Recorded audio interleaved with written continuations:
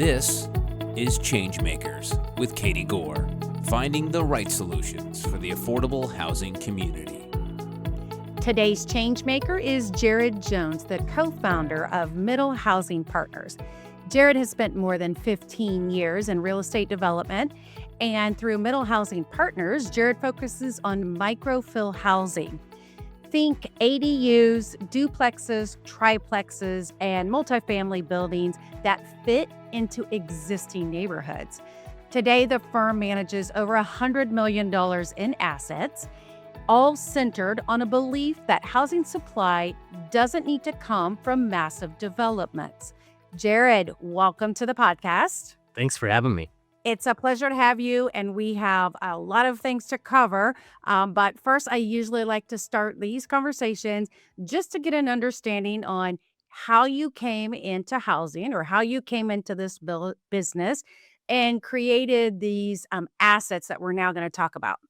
Well, I straight out of college, I started in the mortgage industry, and that was about 2 years prior to the market crashing.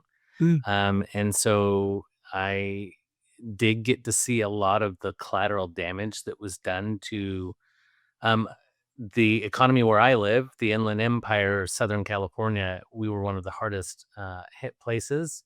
And in that time frame, saw some massive changes in the way that housing got built, and really we saw the lack of building over the last 15 years. And so basically, about 5 years ago, the laws started to change significantly in California, allowing for the kind of development that we do. And because I had experience in a lot of real estate sales and flipping of properties and owned a decent little rental portfolio, started using those laws to modify our portfolio, helping clients do the same thing. And it put us in a position where before we knew it, we had built a development company. So, how does your model work at a high level? Why don't you start us from scratch there too? Yeah, so I mean, pretty basically, most of the time we are finding properties that have like a very big backyard, maybe a small house on a big lot, and we're adding 3 to 10 ADUs, which are just separate dwelling units, or townhomes, duplexes, things like that, where they're either attached or detached from each other. Um, and we're just utilizing underutilized lots. And basically, we're able to create kind of more like what you used to see post war, like post World War II, a lot of 800 to 1200 kind of square foot houses, um, and fill up these massive lots in Southern California where people are really just, growing grass for fun. And basically, we're able to put people back into neighborhoods that otherwise aren't very affordable for them. Mhm. And so that's it. We use those kinds of units. We'll typically refinance them and rent them out. And recently, the laws have changed in a way that we can start selling those units to individuals separately. You mentioned that in the last few years, the laws have changed to allow some of this. I'm assuming all of the zoning laws and things like that. Are there some particular advantages now that you're seeing that allows this to happen? Yeah, in California, our housing crisis has gotten so bad. And for context on that, for every 3 houses you see in California, we need a fourth. Mm. And so um, that's 3.5 million housing units that we need. So the state has come in and said, hey, all is well and good with zoning, except for the fact that we're not creating any housing. Hmm. And so basically, if it's zoned to allow housing in any way, you're now allowed to put up to 10 units on that property. And so um, the the strategic change there that's really enabled developers like ourselves is that you used to have to go in with like this whole dictionary of each city's zoning rules to say, well, I don't know, what can I do here? How many feet back does it have to be? How tall can it be? Um, and then after you learn that Bible, right? Like you get to the point where you're allowed to submit for an application, Hmm. but then a lot of those rules are subjective. Like they're like, "Oh, we really want it to be this color," or that, those kinds of things have really stopped housing and made it so even tiny projects like what we do take 4 or 5 years to get through the entire process. And so the state has made it so that those rules now apply um, only to projects that are not for housing. And so these smaller housing projects that we do, they have objective or like set standards that apply across every city. And so now I don't have to know all the rules of every city. I just have to know my state rules. And then I Hmm. take them into the city and I say, hey, here's what we're doing. This is a state rule project. And so here's how it goes. And, we still have to go through the process with these cities because they don't always understand how that works, right? Like for them, they're like, no, we get to tell you what color it is, right? But so it's a shift for them, but ultimately, the biggest win here for housing in California is the fact that the state has come in and said these are the state mandated rules that Hmm. everybody has to use. So I can do the same thing in Sacramento as I can do in San Diego, as I can do in Eureka.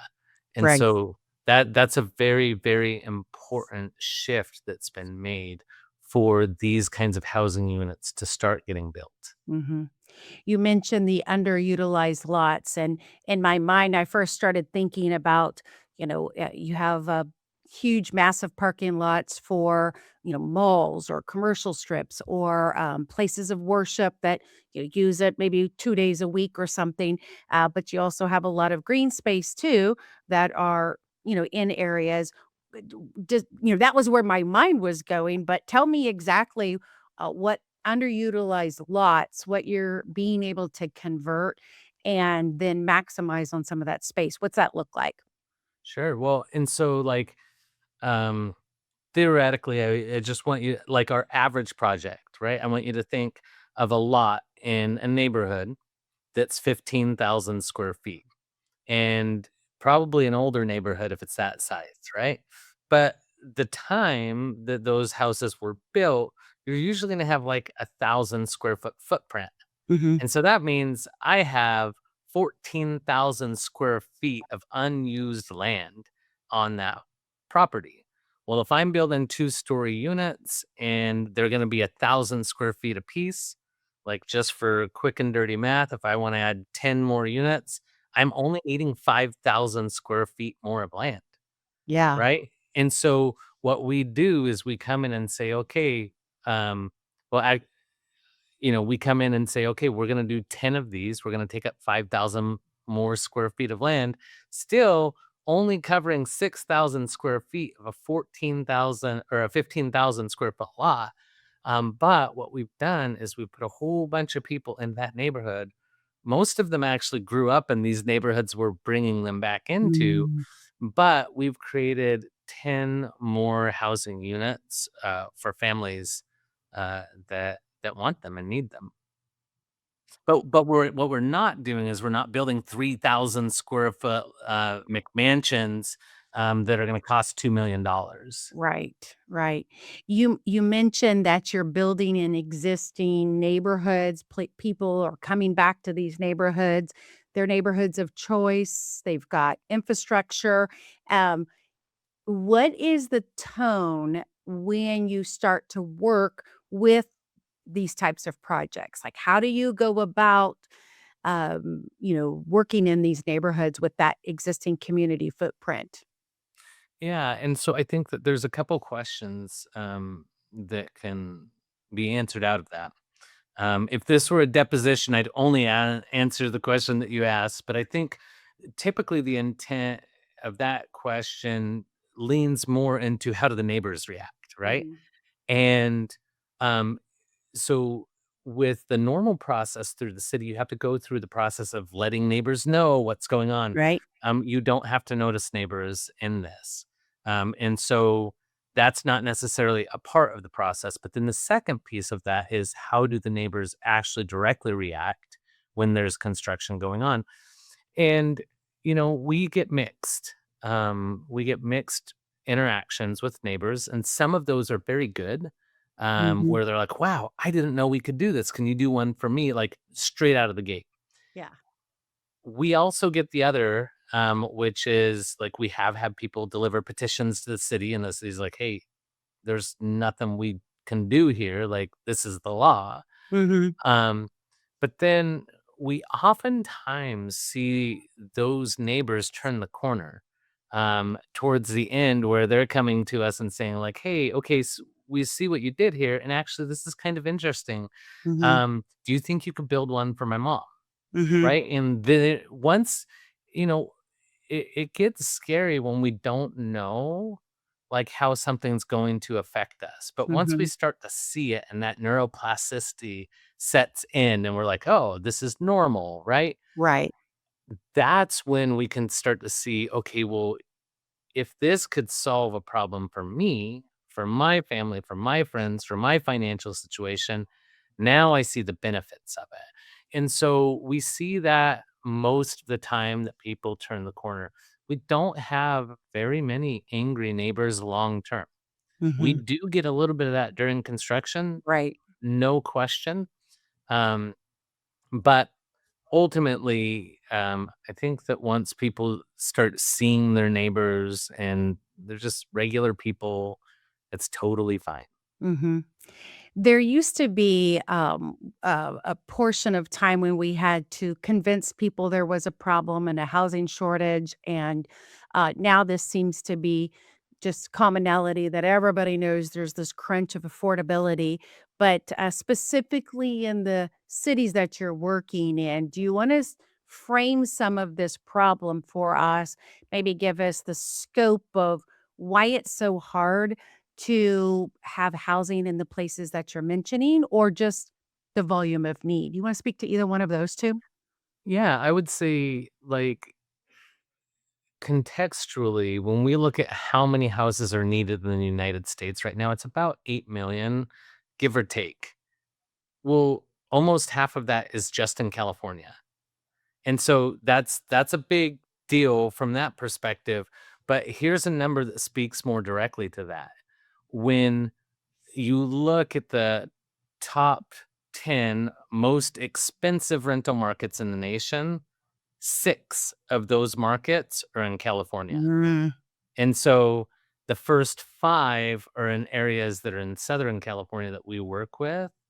And you'll know the names: San Diego, Mhm. Orange County, Los Angeles County. Riverside County is, where we work. San Francisco, like the Bay Area, and then Sacramento. Those are 6 of the top 10 least affordable rental markets in the nation. On that list are other cities that New York, Miami, Denver. And Mhm. so, like, these places, it is extremely unaffordable to live. And for context, like, when my parents graduated from school, you could go out and get an average job, just like a regular job, and buy a house on one income. Mhm. Today, that same house in my city, with the same kind of income, that median income, the medium one income household, Yep. you need 6 of them to buy the same house. And, like, it's not magic. Mhm. Supply and demand is clear, we just need more houses. But Mhm. we've restricted ourselves in such a way that the building of the houses is not the issue. We have the people to build them. We have the desire from the people who need them. Mhm. Like, the issue, the cost to build them, specifically the units, is not the issue. The issue is the rules are so difficult to get through the process financially, to buy a piece of land and then build the property 5 years later. That's a long time to be able to do this thing. And so, like, one of the things that I learned pretty quickly as we were starting to develop is, if I go out and I want to put my money as an investor, just a passive investor. Mhm. And I'm going to go stick it in the bucket of a guy that's a developer. He's going to say, great, in 5 years, you're going to get your money back and you're going to make about 20% on your money. Great. Like, I'll do that. That's a decent deal. Well, the thing is, when we look at the economics on that, if I can compress that down into 1 year, Mm. what it does is it allows me to more predictably build different kinds of housing. Otherwise, like what happens is the people that go and make that bet, they're the people with a lot more money, Mhm. right? And so like Wall Street builds our housing in the United States. And um really the creation of the housing makes you about the same amount of money. Like sticks and bricks cost the Mhm. same whether it took 5 years to get there or 1 year to get there, but you have to justify the return on investment long term. So the point is, when you make laws really simple and easy and the average Joe can go out and build, average Joe is gonna go out and build. Right. And we're gonna start to get projects that are accessible to them, but then in turn, those kinds of projects are the projects that are accessible to the market too. Mhm. And so there's lots and lots of reasons that these incentives are misaligned, but one of the biggest ones is like who has the ability to go out and build projects. And I think that as we bring the ability back to Main Street to build housing for themselves, well, guess what? We're going to start to build housing for people that seem like us, that feel like us, like our friends. We're not going out and trying to build to what the highest possible dollar value is. We're trying to build for who we know. Mhm. That's a great way to put it because it's the piece of, yes, the return on investment, but you've also got this piece where you wanna mitigate risk to get into the deals. You don't really want it to take 5 to 6 years and costs to go up, but you wanna do business, with the person who's on the ground and who can do the deal too. So you added a unique piece here, um, where most people want to know the builders. Most people want to be able to have that relationship aspect, and I think that's what your model is doing so well too. Is that you guys are the boots on the ground people who are building, and you're creating access points. We talked about the process here, and I want to mention more about the policy side because we've kind of talked around it a little bit here, but there's a lot of conversations around policies that are trying to make it easier to build. Yeah. And I was curious because, California has a couple of initiatives that are trying to make it um, easier. Uh, do you want to talk about I believe it was the SB 9 that went into effect a couple of years ago? Like, when it came out, if you could mention what people were expecting it to do and how you're seeing that come into play in practice now. Yeah, I think that there's a couple really interesting pieces. SB 9 got, which is a duplex law, but also a lot split law. Mhm. And what it did is it said, hey, you can come in and split any lot down to a minimum of 1,200 square feet and put a duplex on and sell it. And great, we're going to create housing. Like, that's a really interesting thing. Um, it also said, though, that you could put a second single family or primary residence on any lot. Well, lots and lots of pushback from cities, lots of pushback from neighbors. Just everybody thought that it was going to ruin their neighborhood.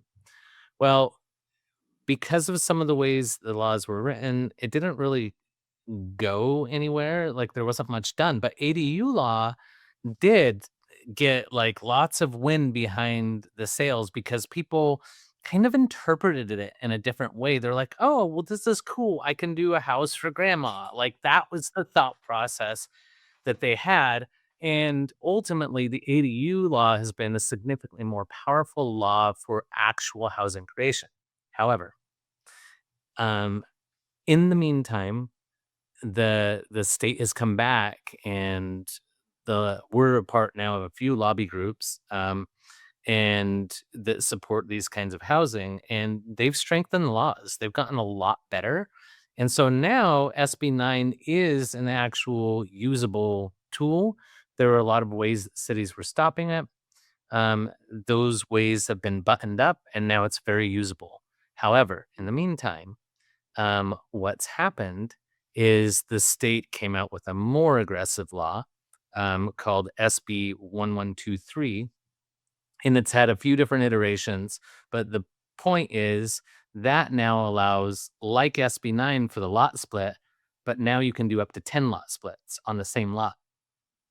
So basically, uh, SB9 had some rules that made it a little bit more unwieldy.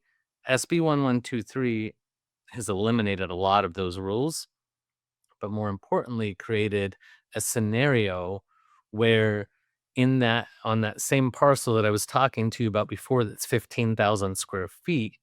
Well, now technically you can use SB9 and ADU laws on the first lot that was already existing. You can split it into 10 more lots. So you Hmm. get 11 lots total. You can end up with 14 units on that same parcel, because what the state has noticed is, yes, we have had some success with these laws, but it's not moving the needle. Mm. So in 2024, which is the last time I have numbers for, um, somebody in the state in a back room has the numbers for 25, um, but we're creating about 30,000 extra units a year, and that's not nothing.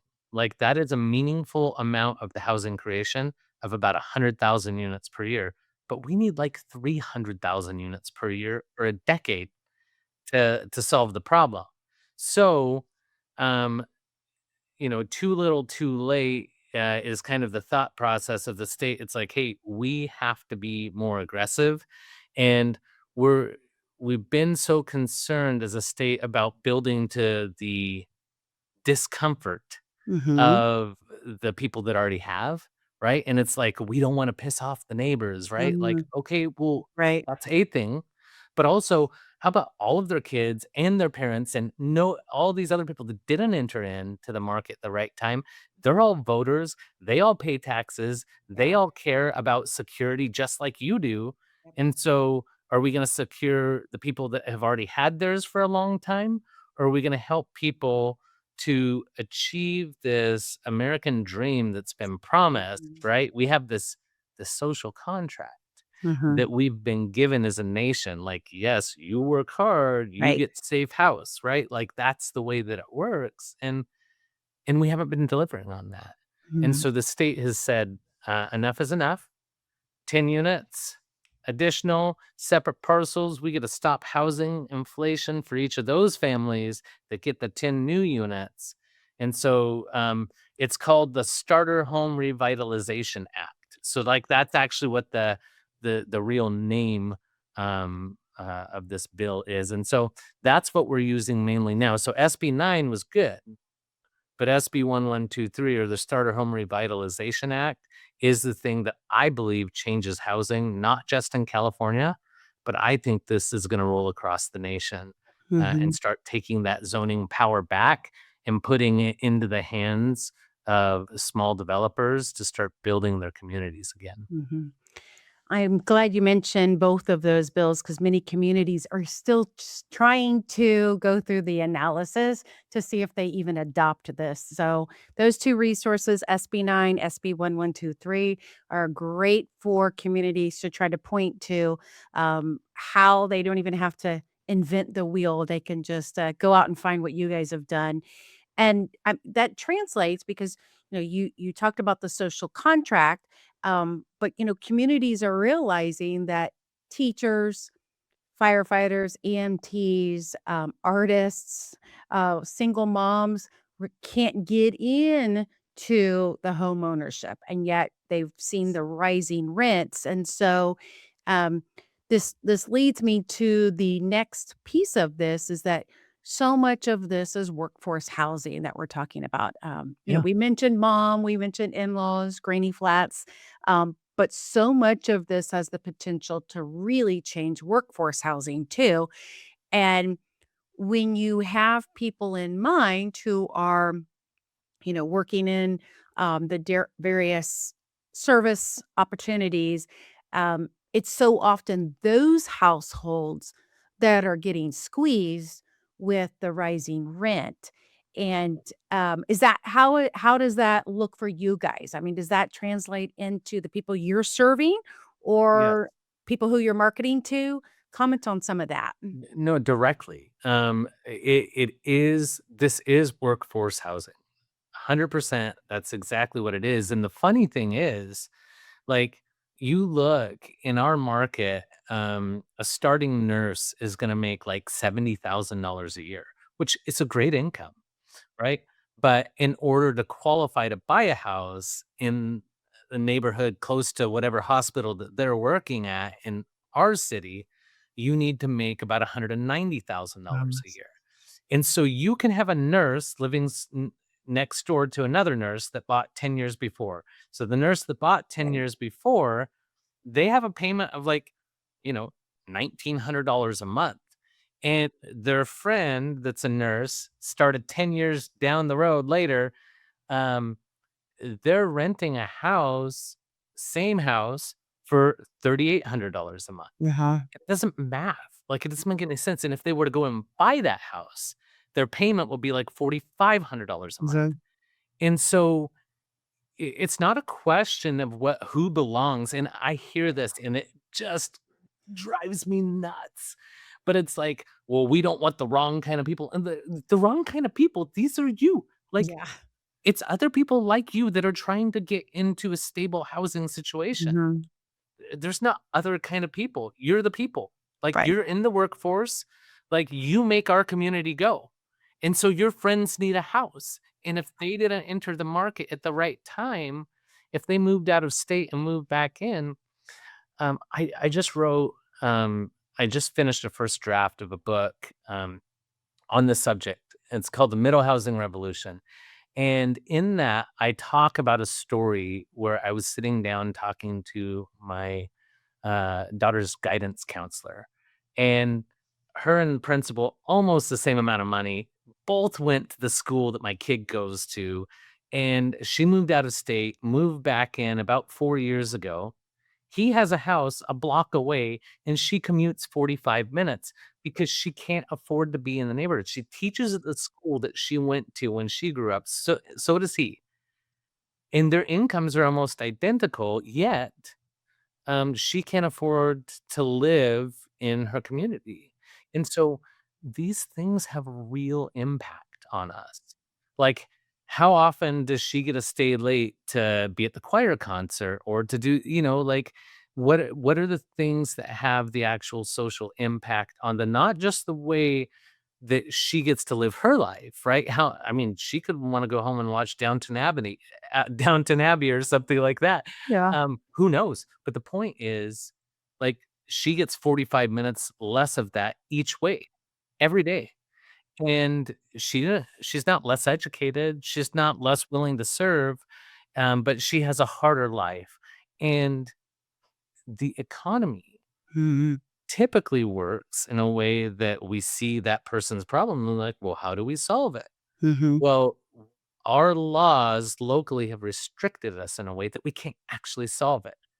If it costs me $100,000 to build a house in that neighborhood that's now worth $500,000, like, I want to solve that problem every day, right? Mhm. But if it makes it so difficult that I can't do that, then I have to choose to implement or use money in a different way. And the some of these false constraints that have been placed on our market by local governments, essentially, and are the things that are boxing those people out. Mhm. Let's pull the thread on that example you mentioned with the nurse because It's important for communities to realize when this layer of housing is missing, what that translates into. So, for example, the nurse example, and I've heard this actually from a hospital that says, when we can't have nurses who can afford the apartments that are in close proximity to the hospital, we have turnover. We have more turnover because they're having to drive an hour, hour and a half. We struggle to fully staff the shifts. We don't have access to people coming in for true surges of emergencies beyond shifts because people have the larger commutes because they're driving for farther out. So, like, just to kind of keep going on that, these communities that have this layer of housing that's missing, it translates into more costs, more risks. Do you have more example? I mean, I don't want to sound like it's a scare tactic, but this actually does translate into real community problems. Do you have other examples that that you've seen? 100%. We so to to the macro for the hospital, right? Like it actually is more expensive because there's not housing options there because they have to have nurses that come in from outside. What do they call that? Um, Temporary nurses Yeah. or whatever, and so they'll come and live in an area for 6 months, stay in, like, a midterm rental. Like, we've rented out to a lot of people that are in that situation because they can't keep staffed, which, is interesting because obviously that gets way more expensive, but then the other thing is, um, in this book, I talk about the fact that a couple of the units that we created were for my brother-in-law, who's my business partner, for his parents. Mhm. And one of them is one bedroom, and the other's a two bedroom, and they're very close to the hospital over here. And um, because those were created in a neighborhood that is attractive and nice, um, they filled up right away, and both of the renters in those spaces are nurses. Mhm. And so they were previously commuting 30 to 40 minutes, and they are renters. Like in this scenario, I'm sure they'd love to be Right. buyers. But the reality was, we put a product into a neighborhood that's very desirable and otherwise wouldn't have been there because you don't see one bedrooms in this $1 million neighborhood, Right. but you do now.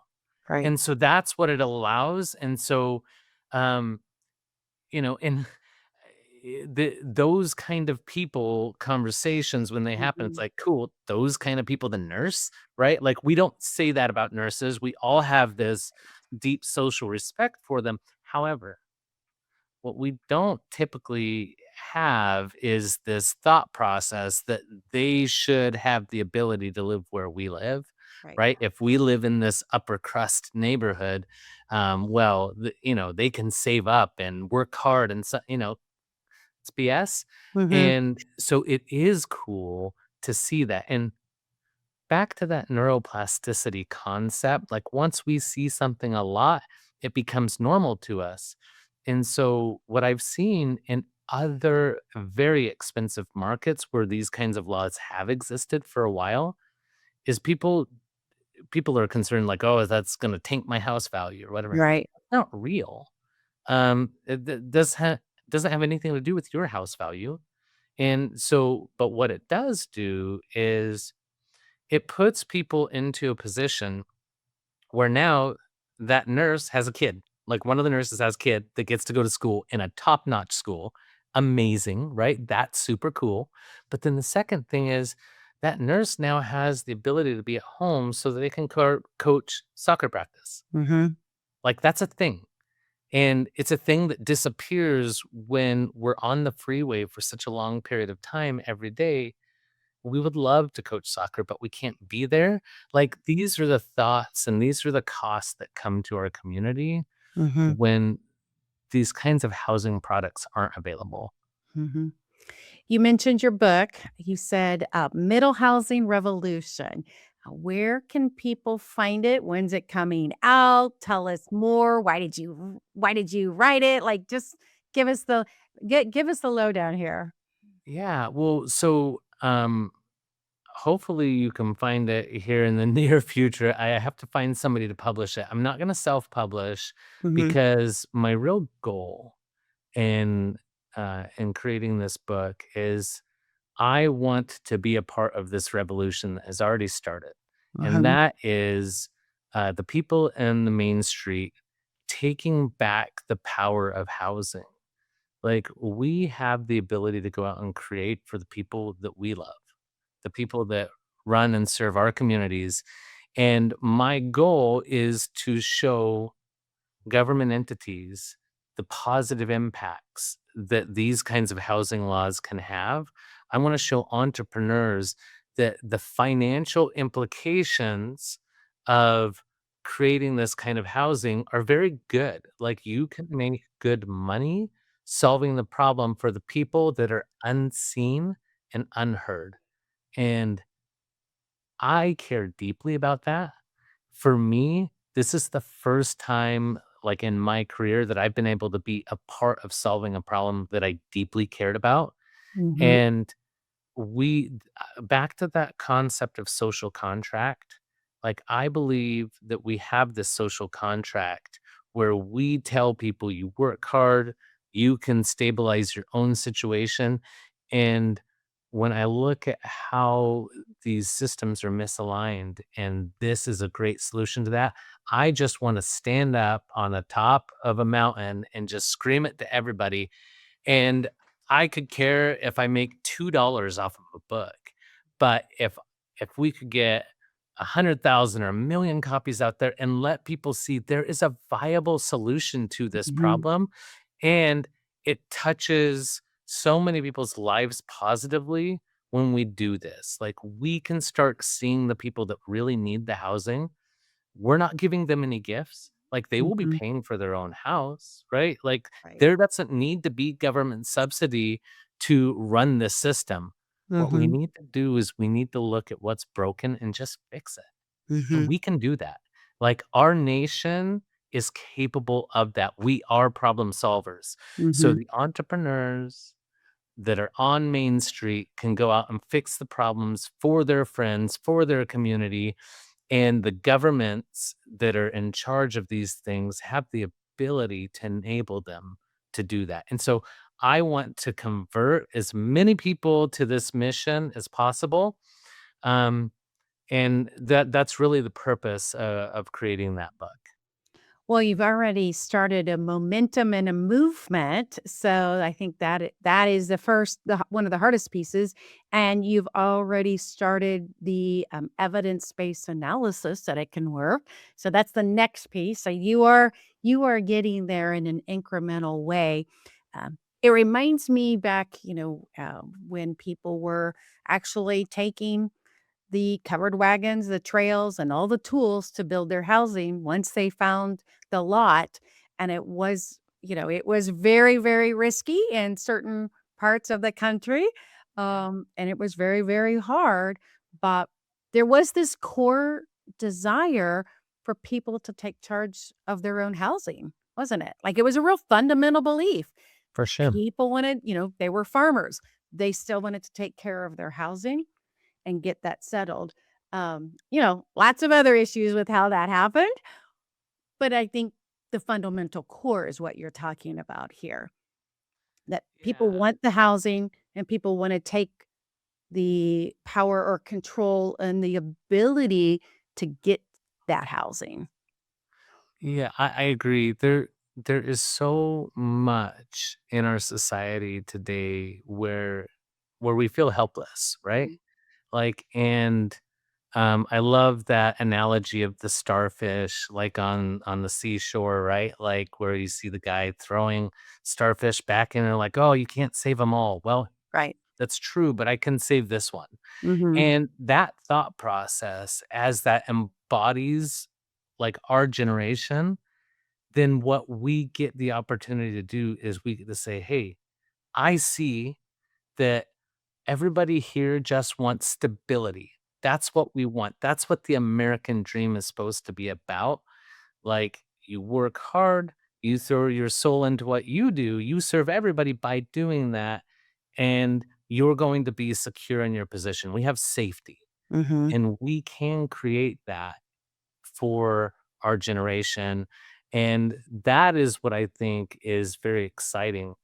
The the thought process of doing something that pays well is good. Like the money needs to be there Right. to justify the exertion. But at the same time, there is something so much more meaningful and powerful when what we do also gets to solve something that we deeply care about and that deeply serves other people's uh, feeling of belonging, their feeling of safety. And when we see this generation that has not been provided for in the last 15 years, like, that gets to accomplish all of the things, and so that's what really excites me, and I think that you're gonna see some massive entrepreneurial ventures come out in the next 5 to 10 years where, people are gonna be saying like, "Lennar, yeah, those guys," but there will be some massive, creation that's going to happen for people that deeply need it, and that excites me. That's exactly what I was going to ask you. With $100 million in assets, like what is your wish list moving forward in the next 5 to 10 years? Where do you want to be? So, like, right now, um, we we're working on some AI solutions for other developers like us to compress the risk, that it takes to get through this process and even the timeline. Um, our goal is to enable as many developers in the nation as possible. Right now, it's very specific to California, but we're looking to utilize this platform to move into other states that have laws that are applicable. Um, and so we want to be building in as many states as um, will allow this kind of housing creation. Um, and really, where we want to be is just empowering other people to solve this problem. We could never begin to solve a fraction of the problem, but that does not mean that we cannot be the people um, to start the avalanche. And that's our goal is to Right. start this avalanche. Um, and and so we want to talk to legislators. We want to talk to capital providers. We want to talk to people that are interested in solving this problem and give as much legs to it as possible. From a financial perspective, like we have achieved the things that we thought were impossible for ourselves. Um, that's not the biggest goal. The goal is how do we empower people to solve problems for others, and in that process, help them find satisfaction for themselves. Hmm.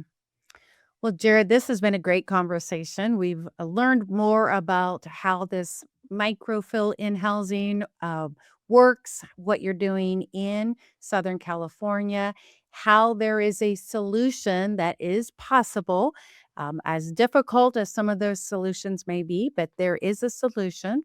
And so, Jared, having you walk through some of this has been just great. I hope that many of our listeners now dive in this with you as well. So, again, thank you so much. I've been talking with Jared Jones, the co founder of Middle Housing Partners. Thank you. Thanks for listening to ChangeMakers with Katie Goar. To find out more about Katie, go to quadel.com. That's QUADEL.com.